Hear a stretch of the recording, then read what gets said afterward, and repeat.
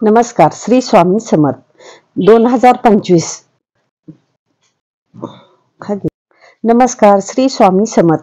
2025 मध्ये पहिला सूर्यग्रहण 29 मार्च रोजी लागणार आहे. 2025 मध्ये होणारे एकूण 2 सूर्यग्रहणपैकी हे पहिलं सूर्यग्रहण आहे. ह्या महिन्यात लागणारे आहे. हे सूर्यग्रहण आंशिक सूर्यग्रहण असणार आहे, पण होळीच्या दिवशी झालेले पहिला पूर्ण चंद्रग्रहणाप्रमाणे हे ग्रहण देखील जगातील काही निवडक भागात दिसेल. तसंच हे सूर्यग्रहण आशिया, आफ्रिका, युरोप, अटलांटिका महासागर, उत्तर अमेरिका आणि दक्षिण अमेरिकेत दिसणार आहे.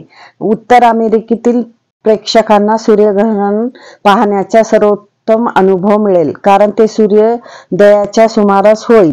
परंतु हे सूर्यग्रहण भारतात कोणत्याही भागात दिसणार नाही. जेव्हा चंद्र, सूर्य आणि पृथ्वी मध्ये येतो तेव्हा सूर्यग्रहण लागतो. जेव्हा चंद्र सूर्याला पूर्णपणे झाकतो तेव्हा त्याला पूर्ण सूर्यग्रहण असे म्हणतात. पण या प्रकरणात चंद्र सूर्याचा फक्त एक भाग व्यापणार आहे, म्हणून त्याला अंशिक सूर्यग्रहण असे म्हटले जाते. तसेच मनोरंजक गोष्ट म्हणजे चंद्रग्रहण नेहमीच्या सूर्यग्रहणानंतर सुमारे 2 आठवड्यांनी लागते. तसंच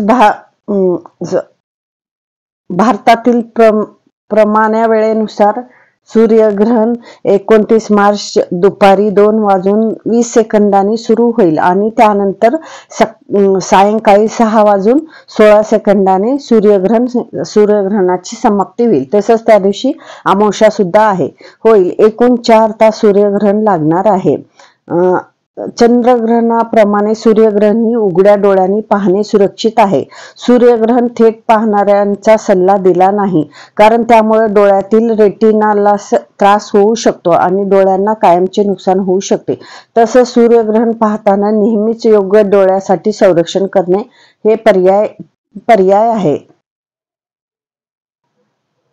आपल्याला सूर्यग्रहण भारतात दिसणार नाही, तरी पण अनेक लोक पाळत असली तर आपल्याला सूर्यग्रहण संपल्यानंतर प्रत्येकाने आंघोळ करायला पाहिजे. त्यानंतर माता लक्ष्मीला लाल रंगाचं पुष्प अर्पण करा, प्रार्थना करा आणि मला माझ्या कुटुंबियांना अर्थप्राप्ती झाली पाहिजे. त्यावेळी ही सुद्धा प्रार्थना करा की आमच्यावरती कायम तुमची कृपा राहू दे.